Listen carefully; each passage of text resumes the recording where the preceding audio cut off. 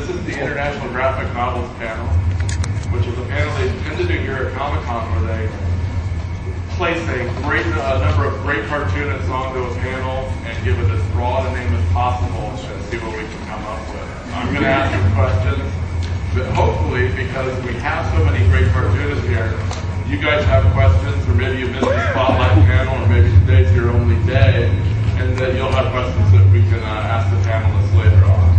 I'd like to introduce everybody, starting from down on the far end, from you guys are Canadian, but we're in Canada. Okay, so near Toronto, or in Toronto, are Kathryn and Stuart Immonen.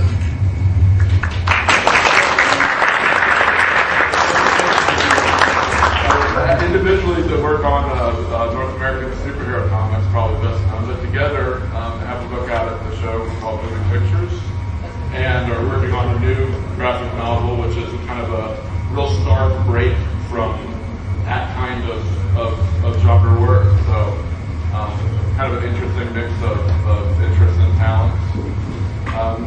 Next we have the great artist and of such books as Click and Hidden Camera and going all the way back to the 8th. Emile Manara.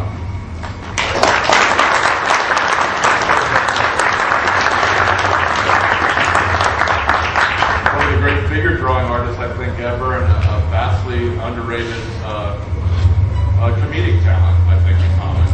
His looks, I always found his looks very funny and very humorous in content. Next to, finally, our panelist here on the far end is the great Moto Hagio.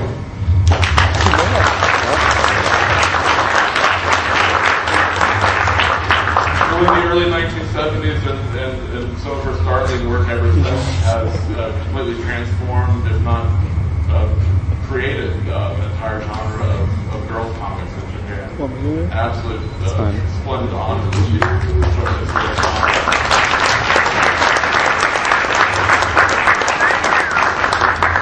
And I wonder if we could work from the left on down, if we could talk. And this is kind of a possible broad question, but sometimes we have a hard time figuring out what graphic novel means, or kind of means to the artist involved. But to what extent has the idea of the graphic novel, or book, or a comic that resembles a novel in prose form, how has that had an effect, or what the opportunities, the creative opportunities that it's opened up for you? How do you view that kind of development in this wonderful format, and this kind of burst of international favor for the format, in terms of your own work? Has it been are you happy to be doing work in that form? Has it been a challenge? Has it been fun? Yeah.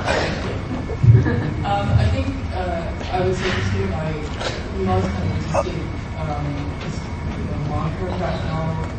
We wish that those books would not back something in the bookstore. We wish that they weren't interleaved with superhero compilations. But I think the other problem that we have with it too is that I think it is often heavy on the novel. If you actually separate it out the amount of words in a graphic novel, it barely approaches the short story.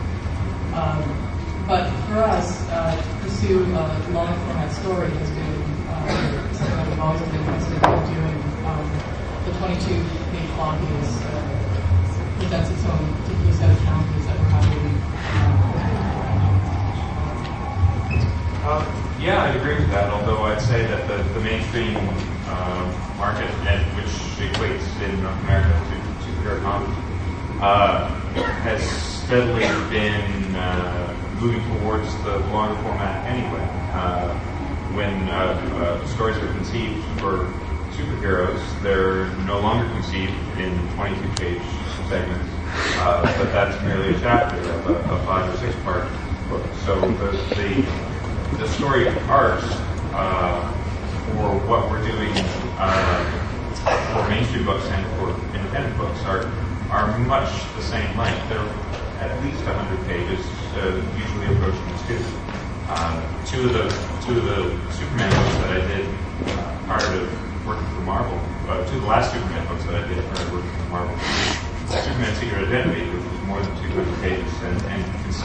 from the beginning to be that way. And even though it was issued in 4 parts, it was always intended to be compiled in 1 volume. And the other book was a standalone hardcover of around 100 pages called Superman End of the Century, which I wrote through. Again, conceived from the beginning and presented to the marketplace in a single longer format volume. So I'd say that while our work for moving pictures stands apart in genre, if we're just talking about the length of work generally, I think in North America there's not that much difference. And is there a Canadian, for everyone, is there a Canadian character to the graphic novel? Is there a tradition or something that's different about the way that's approached to that market, or even the way the market treats that kind of book? Stuart was actually talking to Jeff Manara, who did a great Essex County trilogy, and he asked me about the setting inside of Ontario and whether or not it made any difference to anybody except. Yeah, and it makes a big difference to us because we recognize all of it. It's very small parts, like this was saying. But his answer was, nobody cares. So they all think it's Essex County, New Jersey. I mean, is there a difference because you might have proximity to the album format?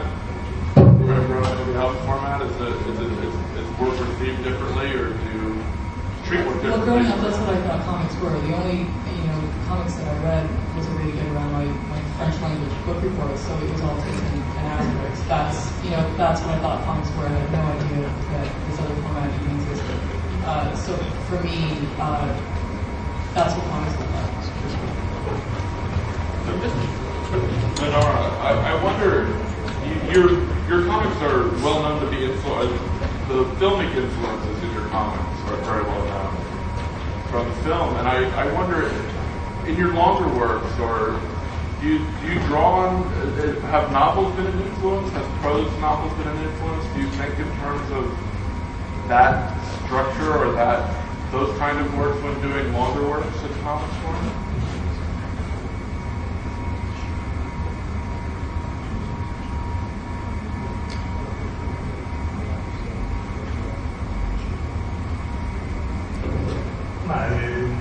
C'è una parentela molto stretta tra il fumetto e il cinema e l'anello di projezione come è la animato, insomma, per cui sono 2 modi di raccontare le immagini, perciò penso che sia obbligatorio avere degli interscambi tra cinema e fumetto. In certi momenti forse il fumetto ha preso di più del cinema, ma adesso mi pare che il cinema stia prendendo molto di fumetto perché con gli effetti speciali è in grado di raccontare.